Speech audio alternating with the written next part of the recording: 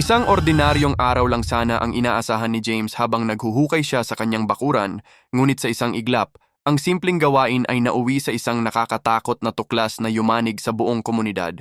Habang abala siya sa paghuhukay para sana magtanim, biglang tumama ang kanyang pala sa isang sobrang tigas na bagay. Sa una, inakala niyang malaking bato lang iyon. Ngunit nang maghukay pa siya ng mas malalim, unti-unting lumitaw ang isang hugis na hindi kailanman dapat naroon, ang bubong ng isang sasakyan. Nanlaki ang mga mata ni James, hindi siya makapaniwala. Bakit may kotse sa ilalim ng lupa? At higit sa lahat, sino ang naglibing nito roon? Sa sobrang takot at pagkagulat, agad siyang tumigil at tumawag ng isang propesyonal. Kinabukasan dumating ang isang backhoe upang tuluyang hukayin ang buong sasakyan. Habang dahan-dahang nilalantad ang lupa, lalong naging malinaw na matagal nang nakabaon ang kotse, kalawangin, puno ng putik at halatang sinadyang itago. Doon na nagsimulang manginig si James. Hindi na ito simpleng misteryo. May mas malalim na dahilan kung bakit naroon ang sasakyan. Hindi na siya nagdalawang isip. Agad niyang kinuha ang kanyang telepono at tumawag sa pulis.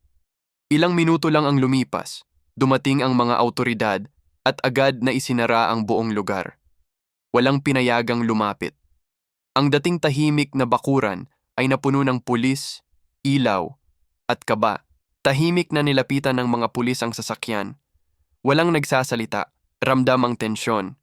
Nang buksan nila ang pinto, nakita nilang walang laman ang loob. Ngunit hindi doon nagtapos ang takot. Lumapit sila sa likod ng sasakyan. Dahan-dahang binuksan ang trunk.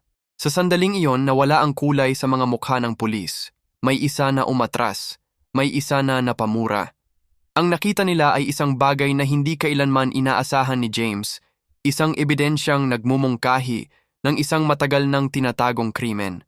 Hindi pinayagang lumapit si James, ngunit sapat na ang reaksyon ng mga pulis para malaman niyang may masamang nangyari roon. Isang sikreto na ilang taon nang nakalibing, literal at simboliko. Mula sa araw na iyon, hindi na muling naging tahimik ang lugar. Ang simpleng bakuran ay naging sentro ng investigasyon. At ang buhay ni James ay tuluyang nagbago dahil sa isang hukay na hindi niya inaakalang magbubukas ng isang bangungot.